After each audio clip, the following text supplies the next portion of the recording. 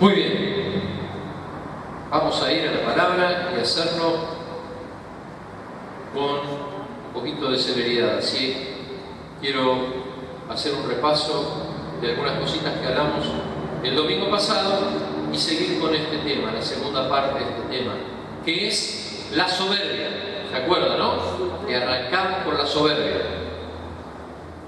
Teníamos como uno de los textos importantes, o digamos así, de cabecera para este tema, Mateo 11:29, que dice: llevad mi yugo sobre vosotros y aprended de mí, que soy manso y humilde de corazón, y hallaréis descanso para vuestras almas. Ahí tenemos en la otra versión, la nueva versión internacional, que es un poquitito más actual.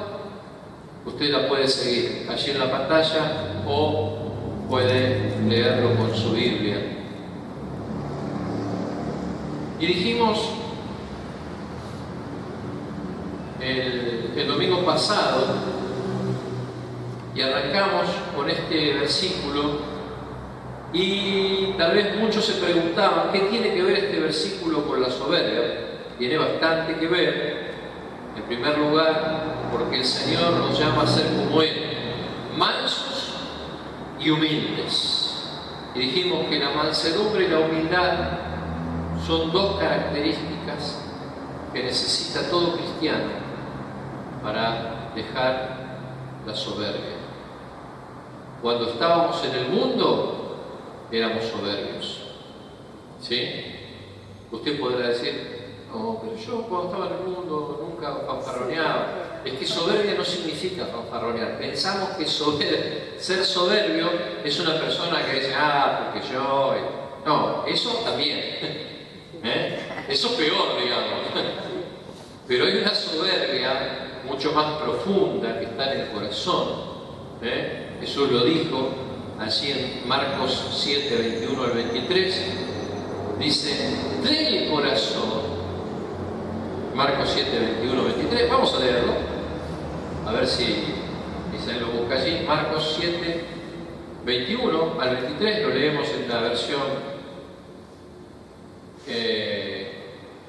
Porque de adentro del corazón humano salen los malos pensamientos, la inmoralidad sexual, los robos, los homicidios, los adulterios, la avaricia, la maldad, el engaño, el libertinaje, la envidia, la calumnia, la arrogancia.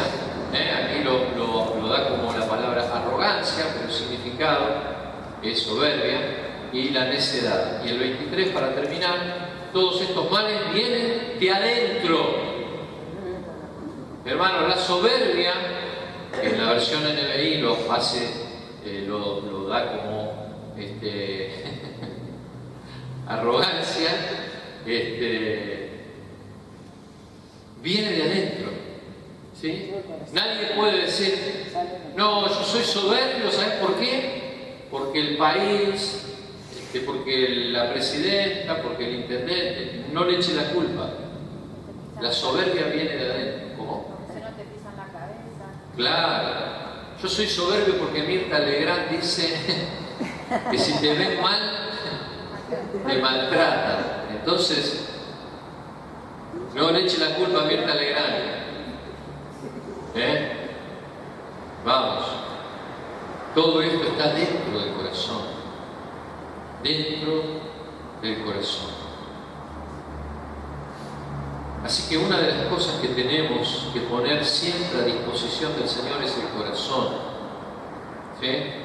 Pero dijimos, además, que este versículo, que lo tomábamos de cabecera, Mateo 11:29, vuelvo al primer versículo, que dijimos bien, la mansedumbre y la humildad son dos de los elementos importantes en la vida de un cristiano, que se precie no ser soberbio. Pero dice algo más, y yo voy a avanzar en eso porque tiene mucho que ver con la segunda parte. No es que Jesús dijo, bueno, la mansedumbre, la humildad, y después dijo: y hallaréis descanso para vuestras vuestras almas. En Mateo 11, 29. Y esto no está descolgado, porque alguno podría pensar, ser manso y humilde, y eso me va a hacer descansar. Me parece que, no sé, me van a tratar peor. Esto no es una tarea muy dura, se me va a complicar. Van a ver cómo realmente, a medida que vamos dejando la soberbia de lado, vamos a encontrar descanso. Y ustedes van a ver qué interesante. Esto ya lo hablaba el Antiguo Testamento, lo vamos a empezar a ver. Vamos a leer Números 15. Vamos a ir al libro de Números, un pasaje que también leímos el domingo pasado, que viene un poquito a modo de repaso. Números 15, versículo 31. Números 15, 31. Si alguien lo quiere leer allí en la pantalla. Y cargará con su culpa por haber despreciado la palabra del Señor y quebrantado sus mandamientos. Ajá. ¿Qué pasa? Vamos a ver el 30, por favor, que me lo comí. 15, 30 y después el 31. Ahí de vuelta, a ver. Pero el que peque deliberadamente, sea nativo o extranjero, ofende al Señor, tal persona será eliminada de la comunidad. Ahí está. Y de vuelta, cargará con su culpa por haber despreciado la palabra del Señor y quebrantado su mandamiento. Mire, me viene bien esta traducción, la NBI, para explicar un poquito más. Yo lo voy a leer ahora en la versión 60. La versión 60, fíjense que dice: mas la persona que hiciere algo con soberbia. Y en la NBI decía: el que pecare deliberadamente. La soberbia, ¿se acuerdan que yo lo dije el otro día? Está muy relacionado a lo que dice Proverbios 3. No seas un sabio en tu propia opinión.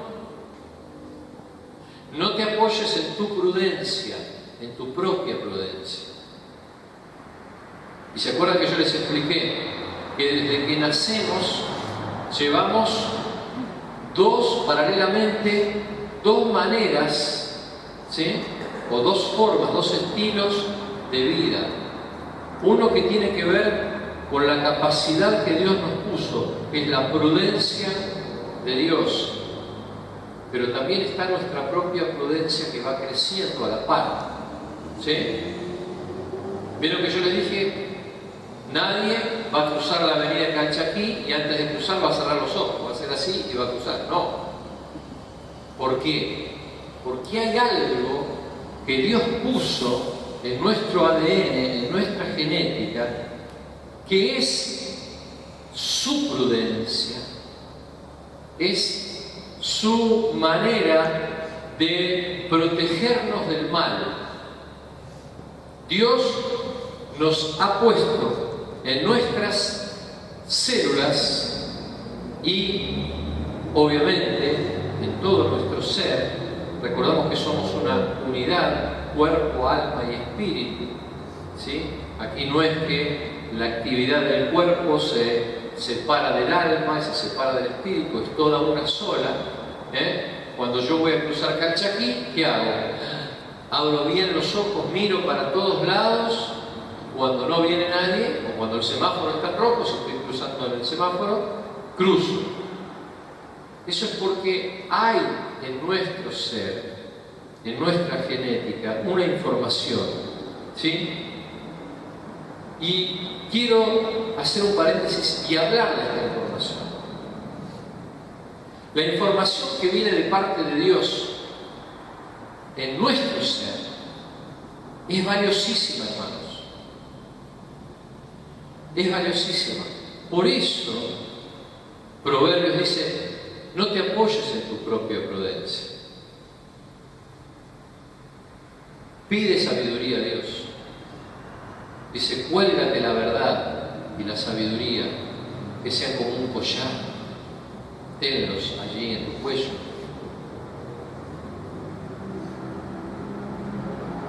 La verdad de Dios. Ahora, ¿cuánto, a ver, algunos que manejan computadora, cuánto sale un CD? Comprar, ir al kiosco y comprar un CD virgen, esos CD que no tienen nada, están vacíos. ¿Cuánto sale? 5 pesos, 10 pesos. Un DVD, 20 pesos, 30 pesos. Pero, si yo voy a comprar un CD o un DVD con un programa, por ejemplo, el programa de software Tango, que está muy en boga ahora por las facturas electrónicas. Vieron que ahora se hacen las facturas electrónicas para el control de los impuestos. Bueno, con esa información que se le puso, con ese software que se le puso al CD, ese CD cambió su valor, ya no vale más 10 pesos, o ese DVD no vale más ni 10 pesos ni 20 pesos. Puede valer miles de pesos, porque lo que vale no es el CD o el DVD, lo que vale es la información que se le puso. Y nosotros somos valiosos por la información que traemos dentro. Nosotros tenemos valor porque Dios puso en nosotros una genética, una información que muchas veces, y esto me duele decirlo, no sabemos aprovechar. Por eso tantas enfermedades, las enfermedades de este tiempo, las enfermedades psicosomáticas, las enfermedades del alma, ¿sí? No las del almanaque, las del alma. Enfermedades de tipo espiritual, a las cuales a muchas de ellas se las llama enfermedades psíquicas, y no son de la psique, sino que son más profundas, son del espíritu, están en lo espiritual. ¿Sí? Los psiquiatras y los médicos dan medicaciones para paliar todo lo que tiene que ver con las consecuencias de esa enfermedad, pero no la pueden curar, porque el único que puede curar una enfermedad en lo profundo del ser humano se llama Jesucristo. El único que puede sanar el ser interior de una persona es Jesús, ningún otro. Así que,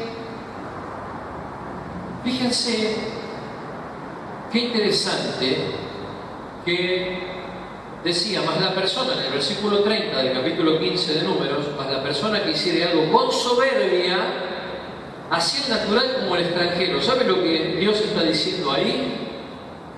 La soberbia no tiene nacionalidad. La soberbia no es que los judíos solos son soberbios. No. Los rusos son soberbios, los americanos son soberbios, los argentinos son soberbios. Y los argentinos me parece que somos los campeones, ¿no? Somos los campeones en este rubro. Creo que en todo el mundo somos famosos por eso. El que actuara con soberbia, dice, ultraja a Jehová. El soberbio, ¿sabe? Si usted, hermana o hermano, yo, actuamos soberbiamente, ¿sabe lo que hacemos? Le estamos clavando un puñal por la espada a Dios. Porque Dios ya nos dio una información en nuestro ser acerca de la humildad y de la mansedumbre, y más ahora que tenemos el Espíritu Santo, el Espíritu de Él. Si yo que ahora tengo el Espíritu Santo y me desentiendo de la voluntad de Dios, y ahora vamos a ir un poquito profundizando esto, yo como que le estoy clavando un puñal por la espalda a Dios. Lo estoy hiriendo. Acá dice, lo estoy ultrajando. Ultraja.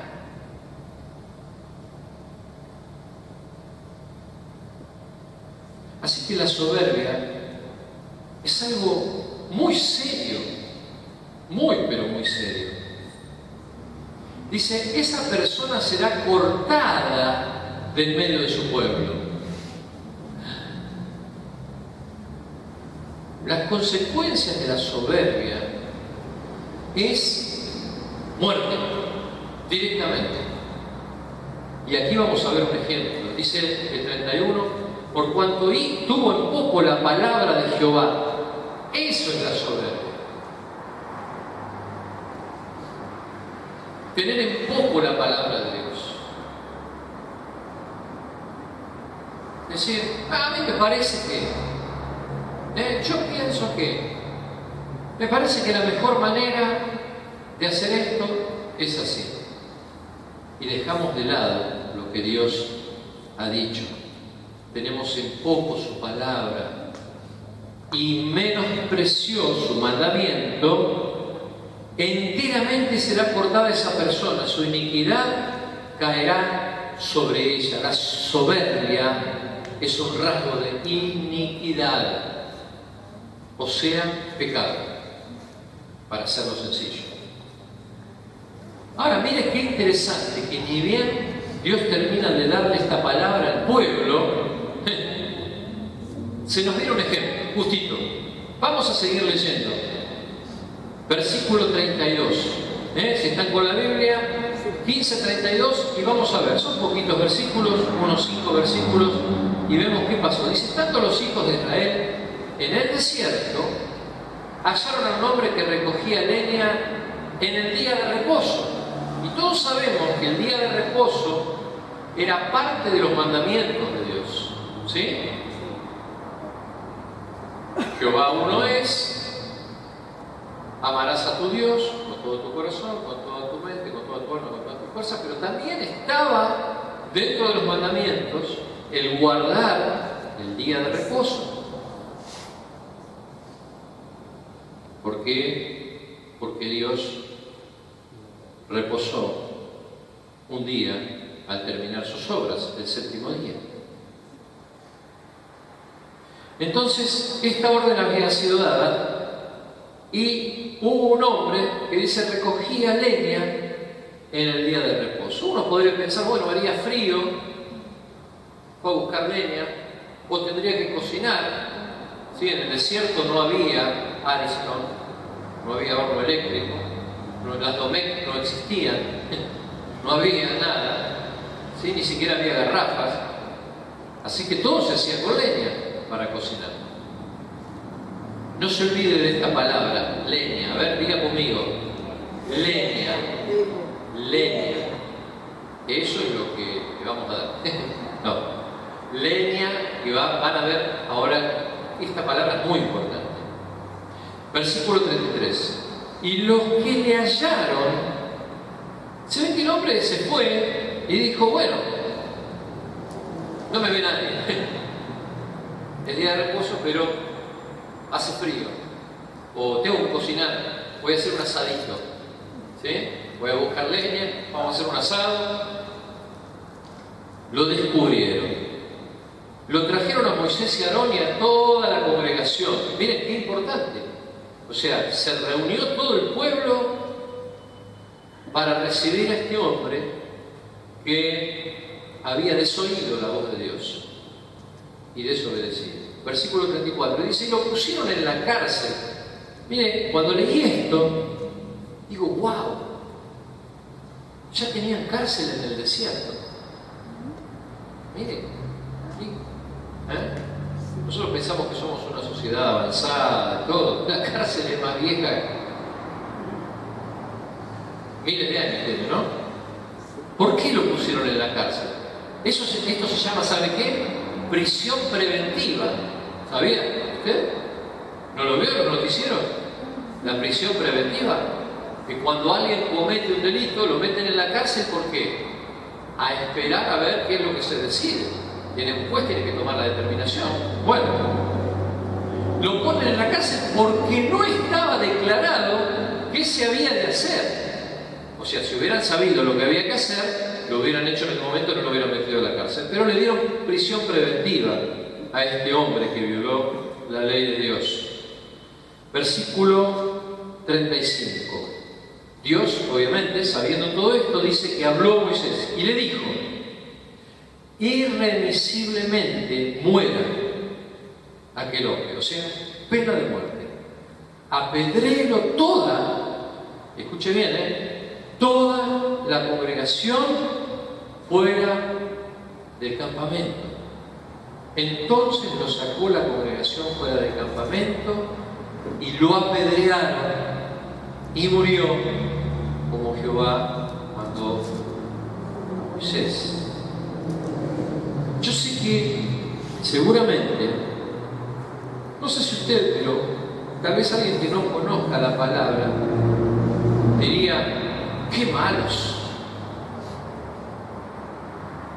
¡Qué malos! El pobre andaba juntando leña y terminó apedreado. Es un episodio muy duro. Si uno se lo pone a analizar, es un episodio muy duro, muy fuerte. Que una persona haya salido a buscar tal vez un medio para calentarse o para cocinar, pero no era ese el tema. El tema es que había desobedecido la voz de Dios. Había actuado con, dígalo usted, soberbia.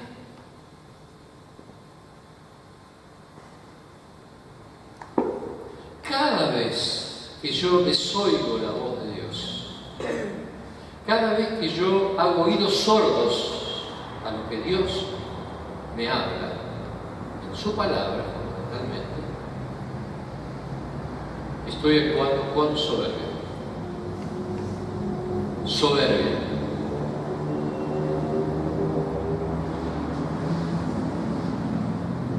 Y la soberbia es algo que a Dios no le agrada. Lo hiere, le duele a Dios, le duele el corazón a Dios. Dice que es ultrajado Dios cada vez que alguien de su pueblo, o no de su pueblo, actúa con soberbia, porque lo dice, el natural como el extranjero. Así que mire si el corazón de Dios en este momento no estará dolido por la soberbia de este mundo. ¿Cómo estará el corazón de Dios? Porque nosotros pensamos, bueno, Dios se agrada de su pueblo, de la alabanza, pero veamos la contracara.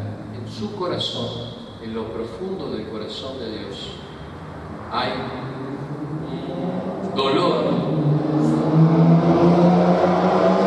que el ser humano se ha alejado de su palabra y desoye su palabra y actúa desconociéndola directamente, desconociéndola. Muy bien.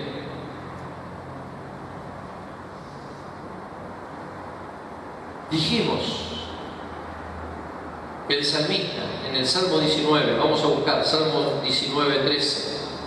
Esto no sé si lo alcancé a leer o no la semana pasada. Si no lo anotaron, anótenlo ahora. Salmos. Preserva también a tu siervo de las soberbias, que no se enseñoreen de mí. Entonces seré íntegro y estaré limpio de gran rebelión. ¿Está bien? Amén. Hermanos, es algo, un tema de oración. Ustedes que tienen el cuaderno y anotan temas de oración, ¿quieren anotar temas de oración? Pídanle a Dios que los guarde y los preserve de la soberbia. Es una de las cosas por las que oraba el salmista. En este caso era David. Presérvame de la soberbia. En la versión internacional dice: de pecar a sabiendas. Fíjense que la traducción es parecida a la que vimos en Números, ¿sí? Pecar a sabiendas, ¿sabe qué es? Yo sé que estoy haciendo lo que yo quiero y no lo que Dios quiere. Eso es soberbia.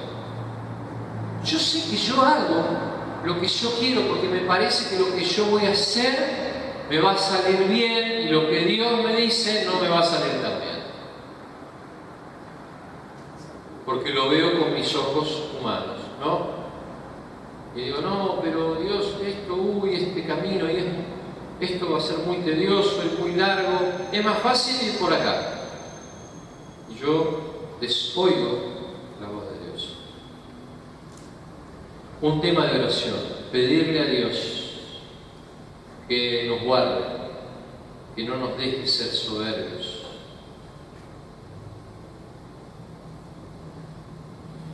Que podamos ser íntegros, como dice acá, ¿no? Y estaré limpio de gran rebelión.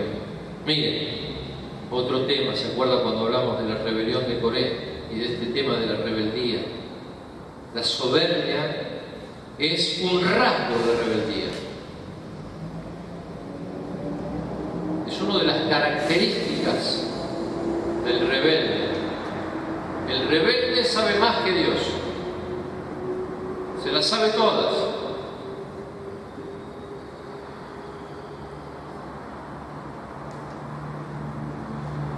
Bueno,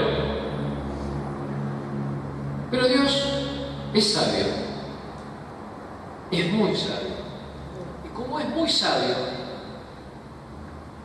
Él nos ilustró, cosa que siempre hace. Nos muestra imágenes de hace miles de años para entenderlas hoy. Y una de las imágenes está en el libro de Levítico. Vamos a ir a Levítico. Levítico capítulo 6. Hoy estamos bastante con el Antiguo Testamento, ¿vio? Porque estas no son cosas de ahora, son cosas muy viejas. La soberbia es un pecado viejo. No es un pecado nuevo. Salomón dijo, no hay nada nuevo bajo el sol. Muy bien, Levítico capítulo 6, desde el versículo 8. Que ahí ustedes van a encontrar como título, leyes de los sacrificios.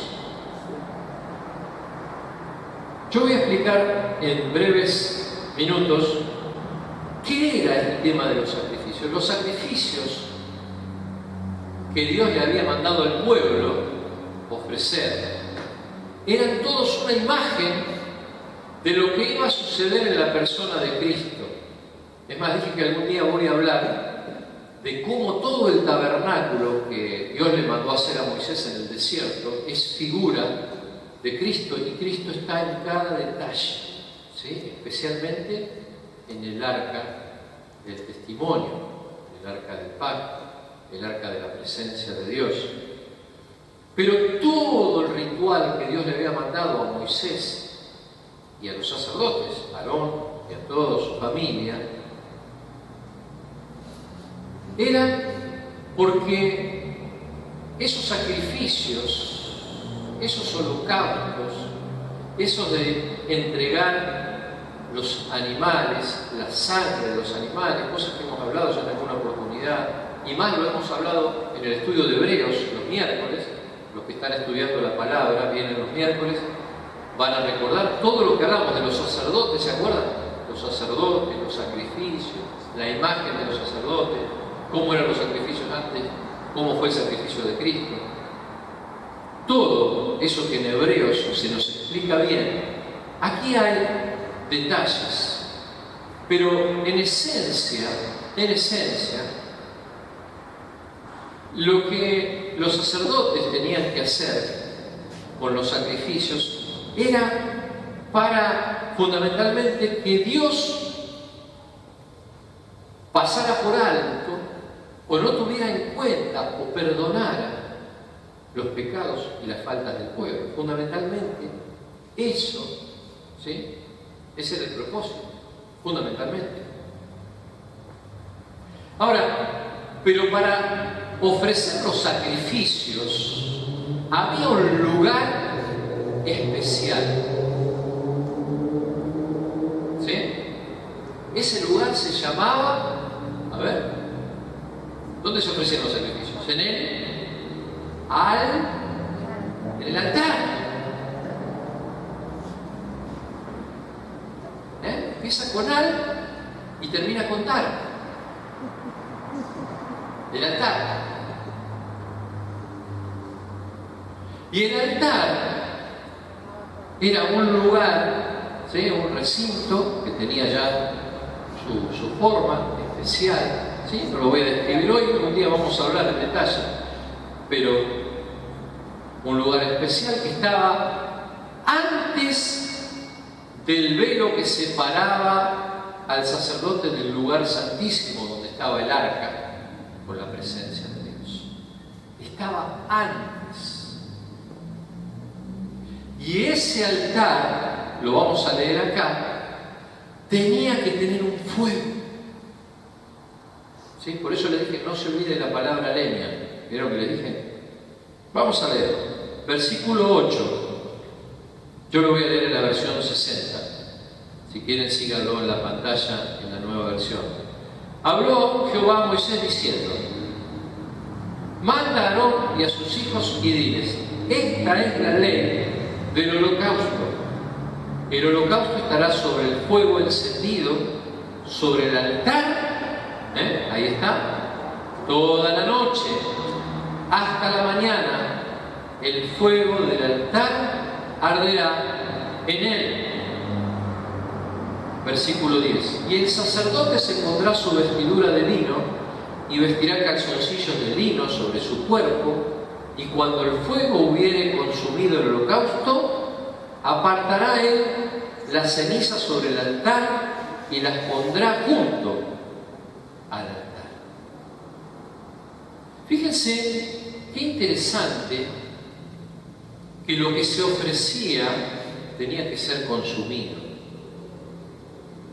Y hasta que no se consumiera, el fuego tenía que estar encendido.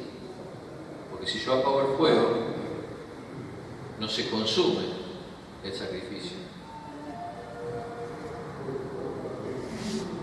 Después se quitará sus vestiduras y se pondrá otras ropas y sacará las cenizas fuera del campamento a un lugar limpio. Versículo 12, y aquí téngale, anótelo, subráyelo, este versículo es fundamentalmente para entenderlo, al igual que el 13. Y el fuego encendido sobre el altar no que se apagará, no se apagará, sino que el sacerdote pondrá en él, ¿qué cosa? Leña. ¿Veo que le dije? No se olvide de la leña.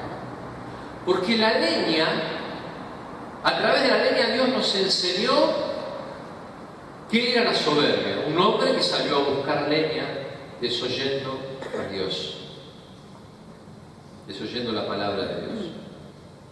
Pero la leña también es significado de aquellos que obedecen a Dios.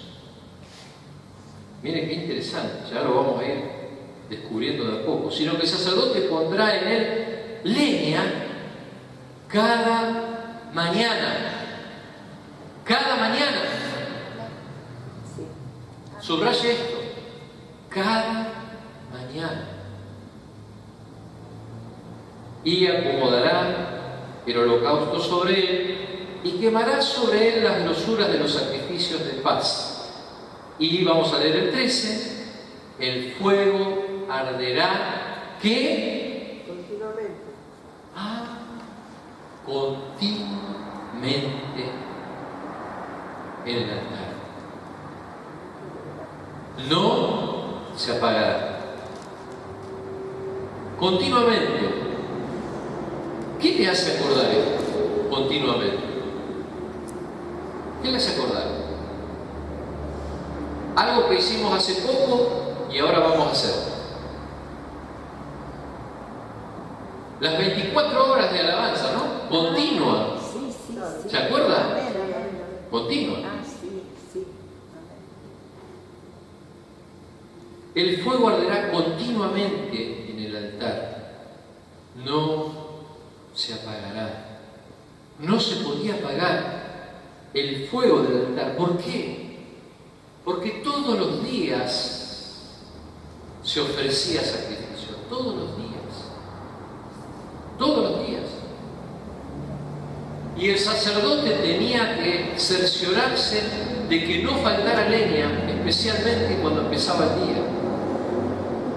Especialmente cuando comenzara el día no podía faltar. Ahora, yo les dije que todo esto era una imagen.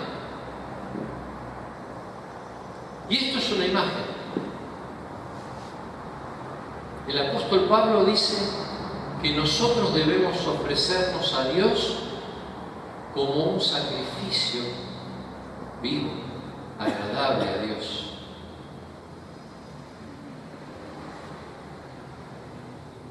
Así que nosotros debemos estar en el altar todos los días. Pero nosotros somos ¿qué? Dice Pedro, somos reyes y sacerdotes. Así que como sacerdotes nosotros somos encargados de ver que a la mañana a ese fuego no le falte leña.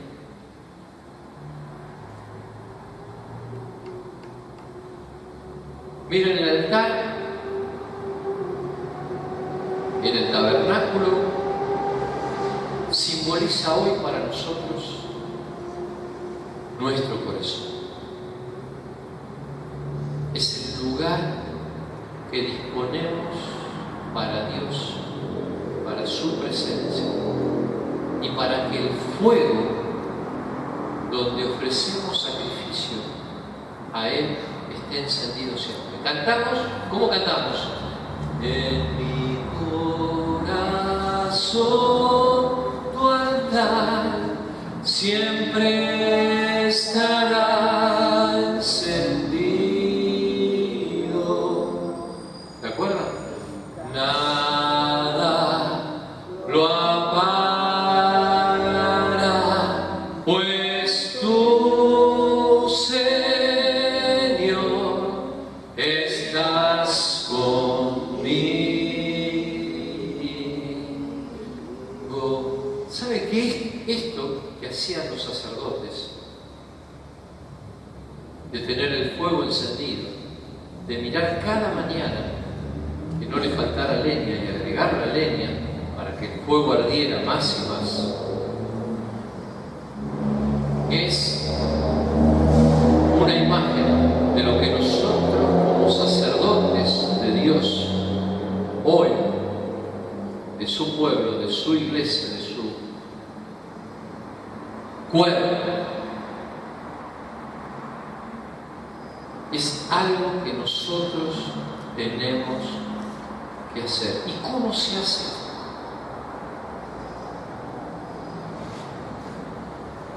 ¿Cómo yo hago que el fuego en mi corazón se mantenga encendido?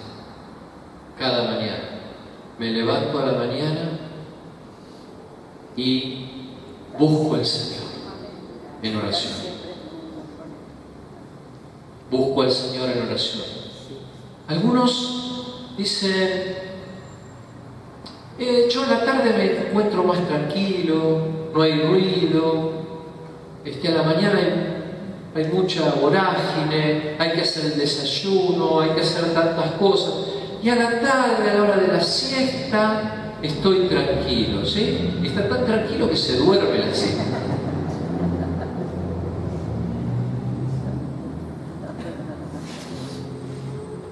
Mira, Dios podría haber hecho el día distinto. Podría haber hecho un día que viviéramos un día. O sea, que el día durara 70, 80 años. Pero no. Dios hizo un día de 24 horas. Cada 24 horas comienza un nuevo día.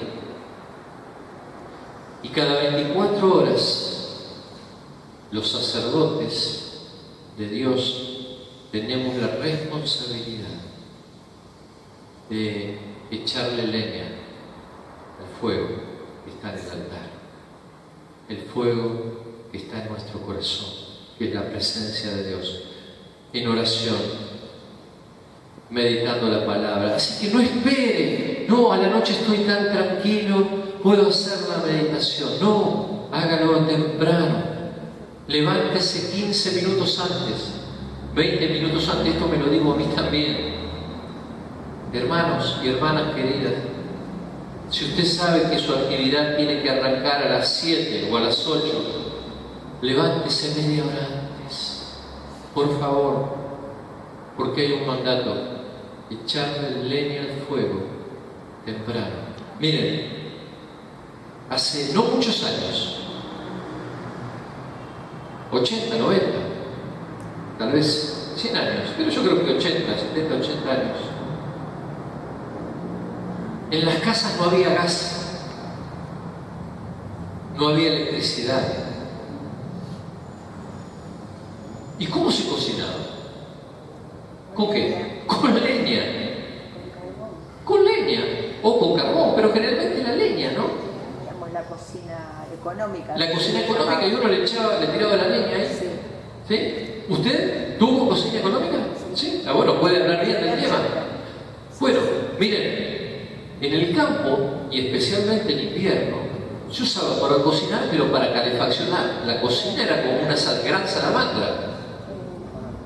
Y era actividad de las mujeres casi exclusiva, dejar a la noche una buena cantidad de leña y a las 5 de la mañana, ya porque en 5 horas la leña se puede consumir, depende de qué leña uno use.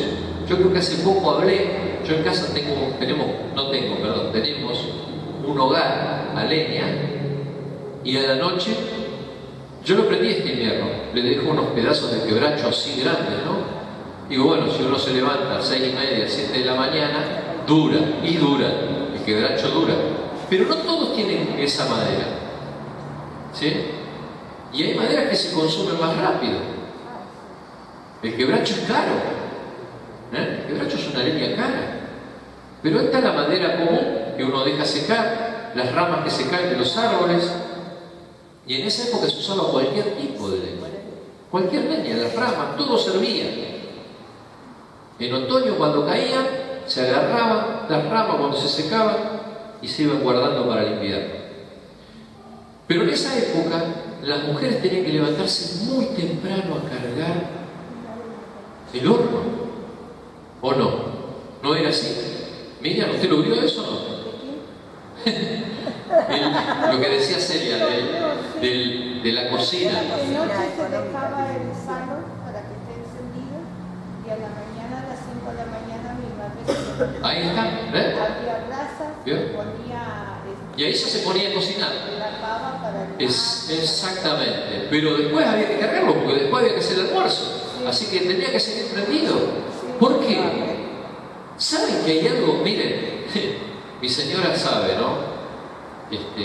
Ella conoce mis defectos. Y uno de mis defectos es ver cuando uno lo prende que se acabe, o que se apague y volverlo a prender. No es muy agradable tener que volver a prender el fuego, porque frío hace humo, empieza a echar humo y está complicado y uno se llena de humo y es un lío volverlo a prender. Así que mejor mantenerlo encendido. Pero bueno, aparte de esta comicidad, el significado es que debemos arrancar temprano, bien temprano. Yo sé que usted me dirá, pero pastor, yo a la noche me acosté leyendo la Biblia, soñé con el arcángel Miguel, todo lo que usted quiera, pero cuando empieza un nuevo día,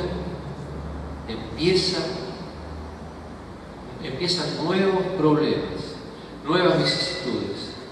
Dios lo hizo así para que nosotros pudiéramos depender de Él todos los días. ¿Quién se acuerda del Génesis? Dice que Dios se aparecía en el huerto ¿cuándo? ¿Cada qué? Cada mañana se aparecía. Dios iba. No hacía falta que Adán lo llamara. Dios iba y aparecía toda la mañana. Adán, ¿cómo andás? ¿Ya le pusiste nombre a todos los animales? ¿Cómo va? ¿Cómo anda Eva? ¿Problemas? No. Pero es así, la mañana. Yo sé que puede pasarnos, que a veces me levanté, me lavo la cara, me tomo el café con leche y salgo corriendo, pero no tendría que ser así. No tendría que ser así. Porque en ese interín el fuego se apagó.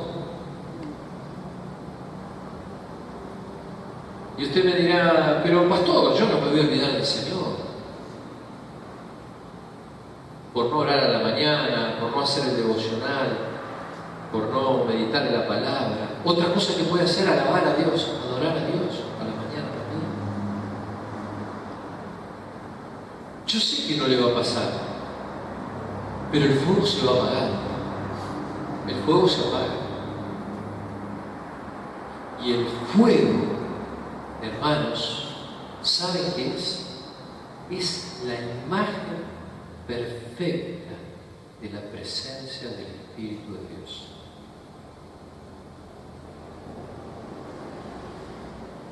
La palabra dice que Dios es como un fuego consumidor.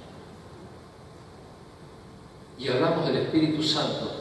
Cuando Jesús habló en la parábola de las 10 vírgenes, habló del Espíritu Santo como aquel que está activando siempre el fuego, ¿no? El aceite en la lámpara.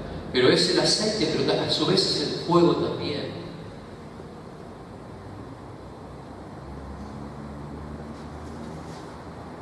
Y digo, ¿por qué es la imagen perfecta? Porque si yo no echo leña al fuego, el fuego se apaga.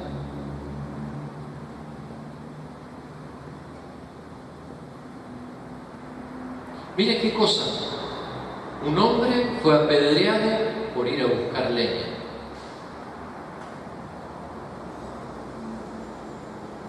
Pero es necesario que nosotros cada mañana, echemos leña a este fuego. Cada mañana.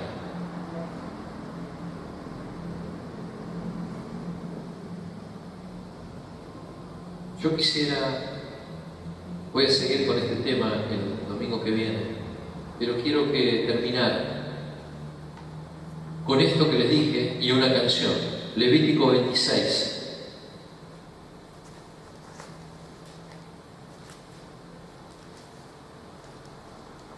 Porque además de ese fuego mantenernos bien en alto con la presencia de Dios en nosotros, trae recompensa. ¿Se acuerdan lo que leímos? Hebreos 11:6. Sin fe es imposible agradar a Dios. De tal manera que aquel que le busque crea que le hay y que es galardonador de los que le buscan. ¿Se acuerdan? Esto lo vimos cuando hablamos de la fe. Versículo 3 del capítulo 26 de Levítico: si anduviereis en mis decretos y guardareis mis mandamientos y los pusiereis por obra, yo daré vuestra lluvia en su tiempo, y la tierra rendirá sus productos, y el árbol del campo dará su fruto. Vuestra trilla alcanzará a la vendimia, y la vendimia alcanzará a la sementera, y comeréis vuestro pan hasta saciaros, y habitaréis seguros en vuestra tierra. Miren qué promesas de una abundancia, pero también de paz.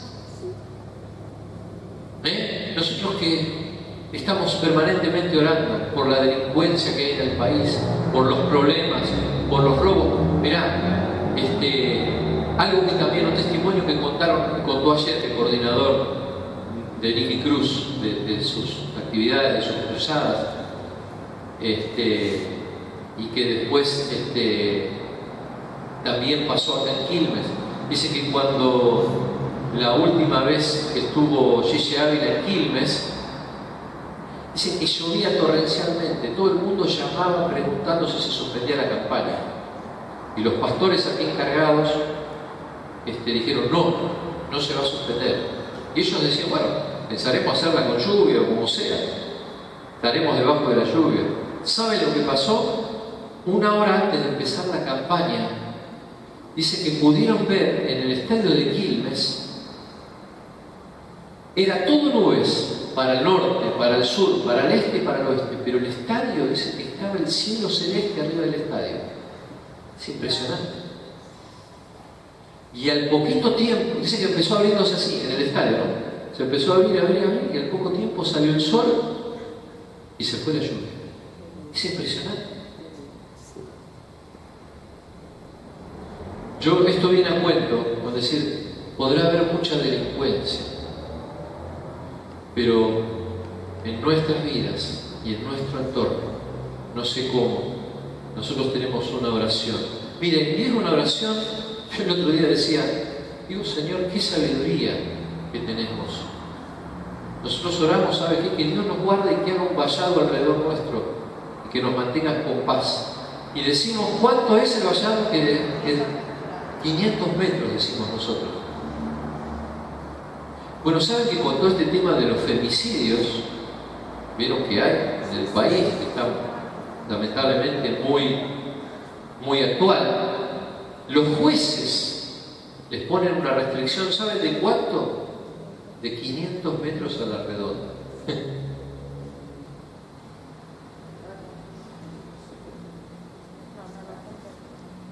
Y nosotros oramos así todos los días, a la mañana, cuando nos levantamos, para cubrir nuestras vidas, la vida de nuestros hijos. Que Dios haga un vallado y vamos a tener a nuestro alrededor paz, porque Dios lo promete. Habitaréis seguros. Se van a estar matando, pero de 500 metros para afuera se van a estar matando. Después usted léalo, porque es una promesa muy preciosa la que está allí en Levítico.